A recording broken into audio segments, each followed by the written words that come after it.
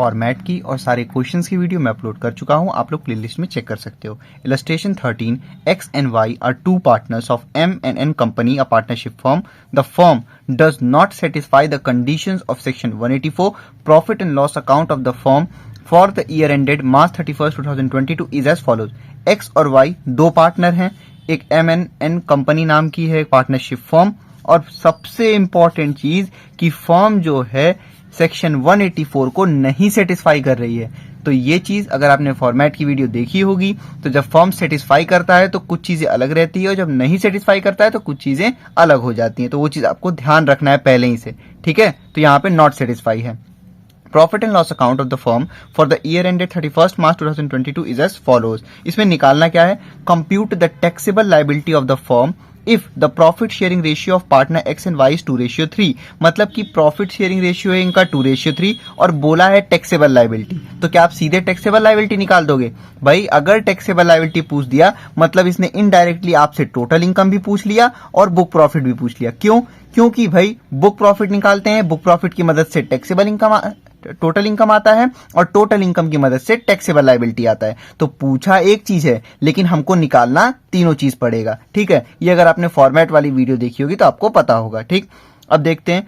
तो सबसे पहले नेट प्रॉफिट दे रखा है, उसमें हम ऐड करेंगे डिसअलाउड एक्सपेंसेस, वो खर्चे जो कि बिजनेस से रिलेटेड नहीं है लेकिन पीएल अकाउंट में डेबिट हो गए हैं। सबसे पहले लिखा है to cost of goods sold, भाई साफ साफ पता है ये बिजनेस का पार्ट होता है, ये अलाउ हो गया। आगे लिखा है to interest on capital to partners X and Y 6,000 16,000। अब सबसे पहले आप मुझे बताओ ये डिसअलाउ होगा कि अलाउ होगा?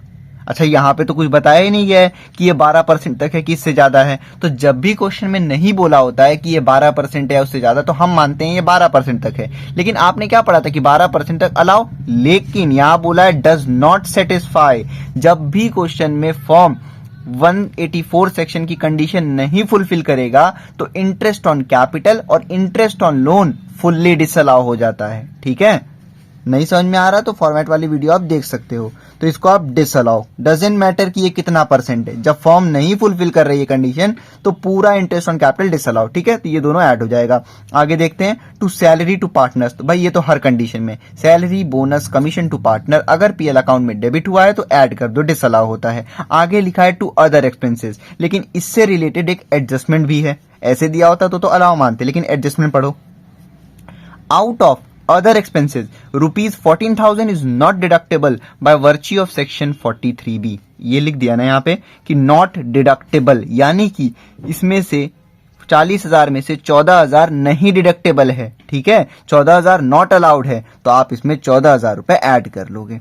आगे नेट प्रॉफिट तो ये तो हम लेते हैं सबसे पहले। फिर इधर सेल्स, तो सेल्स तो भाई अलाउ होता है, बिजनेस का पार्ट होता है, ठीक है। एक और एडजस्टमेंट बच गया, लिखा है the firm gave a donation of rupees 23,000 by check to an approved public charitable trust not debited to PL account। अब आप मुझे बताओ क्या ये नेट प्रॉफिट में ऐड होगा जैसे हम डिसअलाउड एक्सपेंसेस में डोनेशन ऐड करते थे? नहीं ऐड होगा यहाँ पे। क्यों? अगर डोनेशन यहाँ पे दिया होता तो ही ऐड होता है। अगर यहाँ बोल देता कि अदर एक्सपेंसेस या किसी भी चीज में जुड़ा हुआ है तो आप इसको ऐड करते, लेकिन यहाँ बोला है पीएल में नहीं डेबिट किया गया है। जब पीएल में डेबिट ही नहीं किया गया है तो आप इसको डिसअलाउड एक्सपेंसेस मान के ऐड क्यों करोगे? तो इसको ऐड तो नहीं करना है। तो अब इसका बस एक ट्रीटमेंट होना है जो कि है टोटल इनकम में, ये डिडक्शन में जाएगा, डोनेशन जाता है 80G में, ठीक है। तो इसका कैलकुलेशन होगा।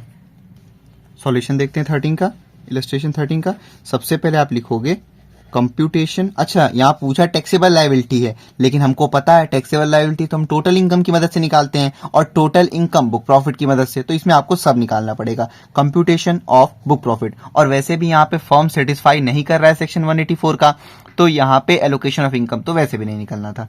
कंप्यूटेशन ऑफ बुक प्रॉफिट, फिर जो भी असेसमेंट ईयर है आप वो यहाँ पे लिख दोगे। सबसे पहले आप क्या करोगे, आप लिखोगे नेट प्रॉफिट या नेट लॉस जो भी दे रखा है। इस क्वेश्चन में नेट प्रॉफिट हो रखा है, अमाउंट कितना है 1,78,000। सीधे आउटर कॉलम में आ जाओ। फिर ऐड क्या करते हैं हम, डिसअलाउड एक्सपेंसेस वो खर्चे जो कि बिजनेस से रिलेटेड नहीं है लेकिन पीएल अकाउंट में डेबिट है। पहले लिखा है cost of goods sold, business का पार्ट है, अलाउ हो गया। नेक्स्ट लिखा था interest on capital to partners. ऐसे तो यहाँ पे परसेंटेज नहीं दे रखा था तो हम तो मानेंगे 12% तक है, लेकिन क्वेश्चन में बोला है पहले ही लाइन में कि फर्म सेक्शन 184 की कंडीशन नहीं सेटिस्फाई करती है। जब भी फर्म 184 की कंडीशन नहीं सेटिस्फाई करती है तो interest on capital, interest on loan fully disallow होता है। ठीक है, जब सेटिस्फाई करती है तब 12% वाला एक्सेस, लेकिन नहीं सेटिस्फाई कर रही है तो फुल्ली डिसअलाउ। तो यहां पे लिखो आप इंटरेस्ट ऑन कैपिटल, एक्स का कितना अमाउंट है 6000 रुपीज, वाई का 16,000 रुपीज, तो ये हो जाएगा आपका 16 + 6 22,000। यहां लिखो अभी ना कॉलम में। Next salary to partners, salary, bonus, commission to partner अगर पीएल अकाउंट में डेबिट है तो ये तो भाई फुल्ली डिसअलाउ होते हैं। सैलरी टू पार्टनर्स, एक्स को गया है 45,000 और वाई को गया है 19,000, तो इसको आप ऐड कर लो, ये हो गया 64,000। ठीक है, नेक्स्ट लिखा है अदर एक्सपेंसेस, लेकिन एडजस्टमेंट में बताया गया है कि अदर एक्सपेंसेस में 14,000 रुपए नॉट डिडक्टेबल है, यानी कि डिसअलाउ है। तो आप लिखो यहां पे other expenses not deductible portion, कितना 14,000 रुपए, 14,000। उसके बाद और कुछ है भाई, cost of goods sold allow था, interest on capital fully disallow क्योंकि यहाँ पे फर्म कंडीशन नहीं फुलफिल कर रहा है 184 का। फिर है सैलरी टू पार्टनर्स, तो वो हमने ऐड कर दिया। फिर है अदर एक्सपेंसेस में 14,000 डिसअलाउ ले लिया, और कुछ है नहीं। एडजस्टमेंट दूसरा वाला इसी से रिलेटेड था, ले लिया हमने। पहले वाले एडजस्टमेंट में डोनेशन की बात की गई है, लेकिन वो डोनेशन पीएल अकाउंट में नहीं जुड़ा हुआ है, इसलिए यहाँ पे ऐड नहीं करना है। अगर यही चीज बोला होता कि ये 23,000 रुपए डोनेशन यहाँ पीएल अकाउंट में डेबिट भी हुआ है तो अब आप यहाँ पे लेते। ठीक है, तो बस यही था। अब आप इन सबको ऐड कर दो, 22,000 प्लस 64,000 प्लस 14,000, ये आ गया 1 लाख रुपीज। अब इस 1 लाख को आप यहां पे पुट करो,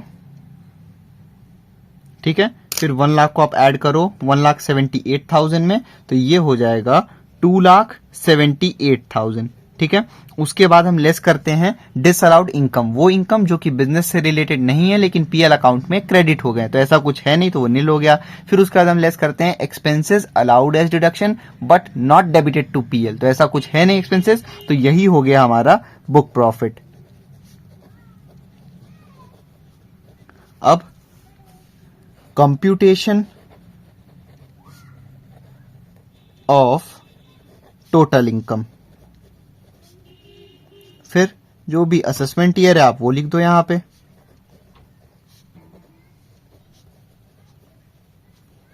ठीक है, तो इसमें सबसे पहले हम क्या लेते हैं, बुक प्रॉफिट। लेकिन क्वेश्चन में क्या बताया गया, पहली लाइन पढ़िए आप, लिखा है the firm does not satisfy the conditions of section 184, लिखा है ना, डज नॉट सेटिस्फाई। तो जब भी फर्म नहीं सेटिस्फाई करती है 184 की कंडीशन, तो बुक प्रॉफिट में interest on capital fully disallow हो जाता है। टोटल इनकम में जो बुक प्रॉफिट यहां पे आता है ना, यही बुक प्रॉफिट को हम बिजनेस इनकम मानते हैं जब भी फर्म की कंडीशन सेक्शन 184 की नहीं फुलफिल होती है। ठीक है, तो यहां पे आप लिखोगे बुक प्रॉफिट, वही हो गया आपका क्या, बिजनेस इनकम। तो ये चीज फॉर्मेट में मैंने अच्छे समझा रखा है, आप लोग वहां पे देख सकते हो, 2,78,000। ठीक है, अब यही चीज यहाँ पे अगर फर्म फुलफिल करता कंडीशन सेक्शन 184 का, तो हम फिर बुक प्रॉफिट में से अभी लेस करते लीस्ट ऑफ देम, फिर एक्चुअल रेम्यूनरेशन या फिर स्टैट्यूटरी लिमिट। लेकिन जब नहीं फुलफिल कर रहा है तो बुक प्रॉफिट ही हो गया बिजनेस इनकम। ठीक, उसके बाद सिंपली जो आप ऐड करते हो उसमें ऐड करो, add other income. Other income में कोई भी दूसरे हेड का इनकम आपको दिख रहा है, ऐड कर दो, है ऐसा कुछ नहीं है, तो ये हो गया आपका नील, यानी कि आपका ग्रॉस टोटल इनकम भी यही आ गया 2,78,000 rupees. Gross total income, gross total income में से हम लेस करते हैं deductions under section 80C to 80U। कोई भी डिडक्शन आपको दिख रहा है यहाँ पे, हाँ है, डिडक्शंस अंडर सेक्शन 80G दे रखा है। अदर इंफॉर्मेशन के पहले पार्ट में लिखा हुआ है कि 23,000 रुपए का इन्होंने डोनेशन दे रखा है, तो ये कहां पे आता है, ये आता है 80G में। 80G की विथ लिमिट की 50% वाली कैटेगरी में अप्रूव्ड पब्लिक चैरिटेबल ट्रस्ट आता है। तो donation to approved charitable trust.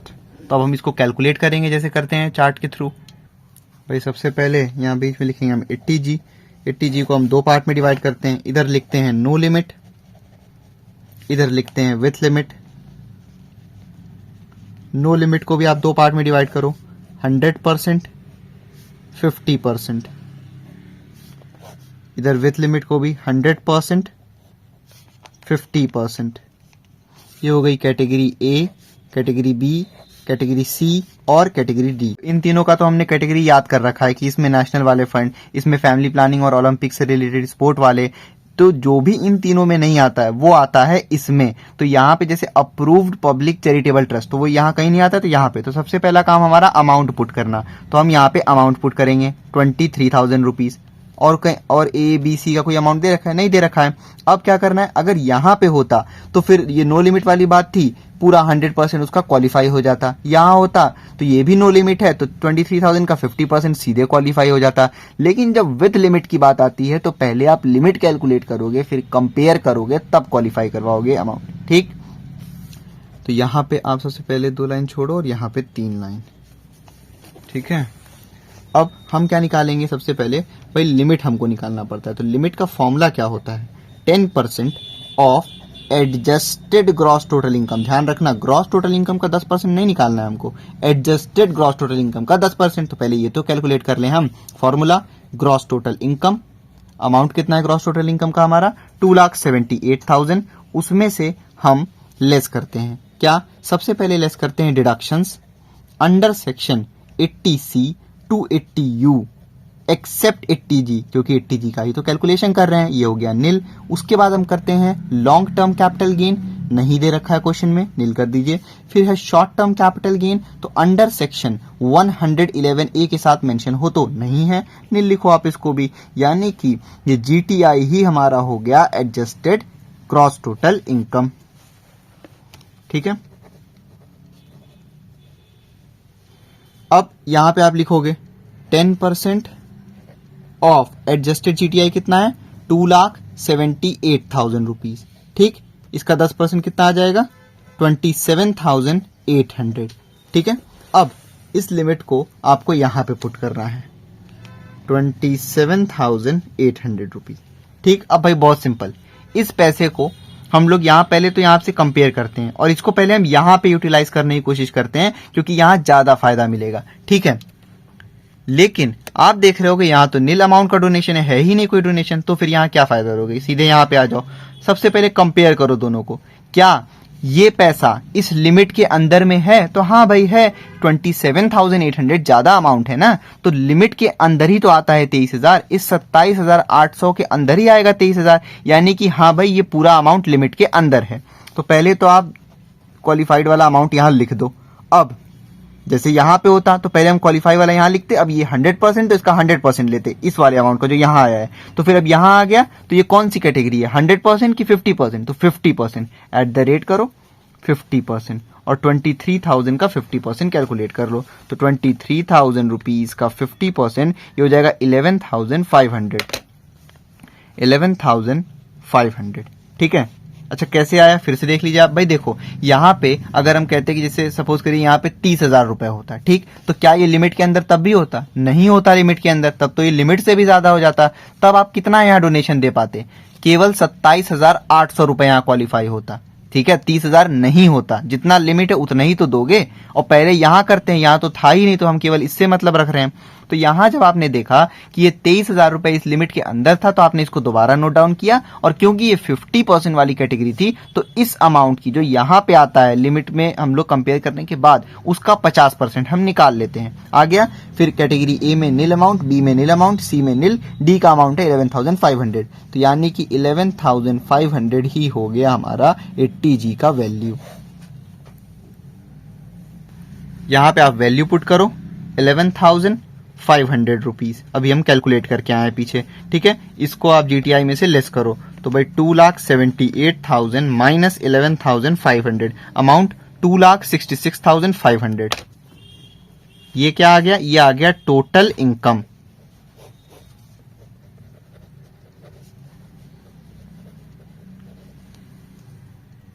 इस क्वेश्चन में एक ही चीज पूछी गई थी, मेन टैक्सेबल लायबिलिटी, लेकिन उससे पहले हमने अभी क्या क्या निकाला, बुक प्रॉफिट, फिर हमने निकाला टोटल इनकम। क्यों? क्योंकि बिना इन दोनों के निकाले टैक्सेबल लायबिलिटी निकलता ही नहीं, तो वो तो भाई निकालना ही पड़ेगा, चाहे क्वेश्चन में बोले ना बोले। तो टैक्सेबल लायबिलिटी, अब ये जो है ये मेन इस क्वेश्चन में पूछा गया था कि भाई टैक्सेबल लायबिलिटी निकालो, लेकिन डायरेक्ट थोड़ी ना निकाल सकते हैं हम, ठीक। तो कंप्यूटेशन ऑफ टैक्सेबल लायबिलिटी, ठीक है। फिर जो भी यहाँ पे असेसमेंट ईयर होगा आप वो लिख दो यहाँ पे। और यहाँ पे वैसे भी कंडीशन नहीं सेटिस्फाई कर रही है 184 की, तो इसमें केवल बुक प्रॉफिट, टोटल इनकम और टैक्सेबल लायबिलिटी ही बनता है, ठीक है।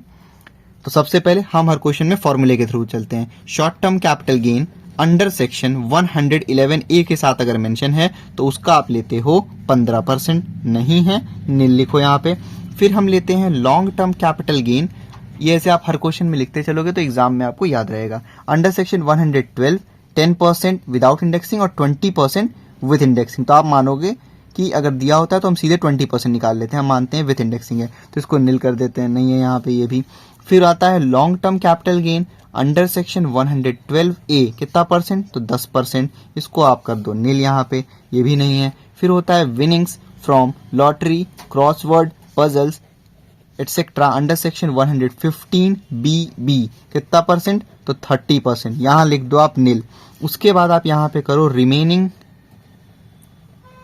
Other income. तो रिमेनिंग अदर इनकम कैसे आता है, पहले रिमेनिंग अदर इनकम पे कितना परसेंट, तो 30%।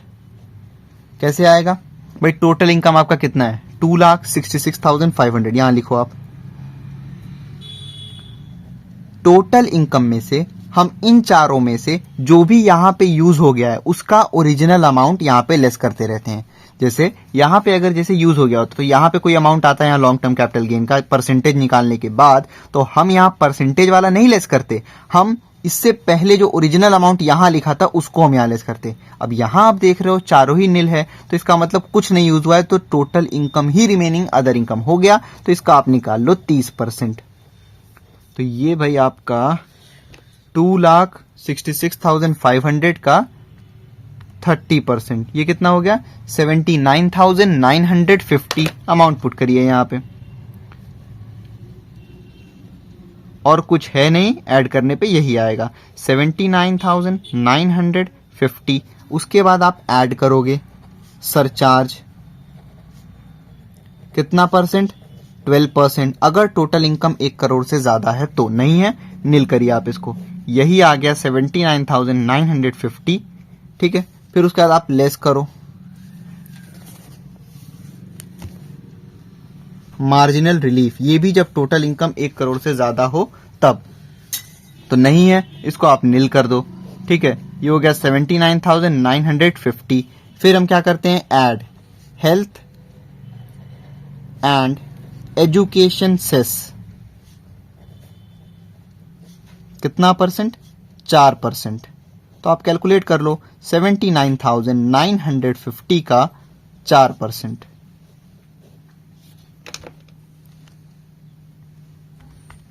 3,198। इसको आप ऐड करो इसमें, 79,950 प्लस 3,198, ये हो गया 83,148, ठीक। लेकिन आप यहां देख रहे हो कि ये टेंस प्लेस पे राउंड ऑफ नहीं है, तो आप इसको राउंड ऑफ करोगे टेंस प्लेस पे। तो 48 किसके करीब है, 40 के कि 50 के, 50 के, तो भाई 83,150 टैक्सेबल लायबिलिटी।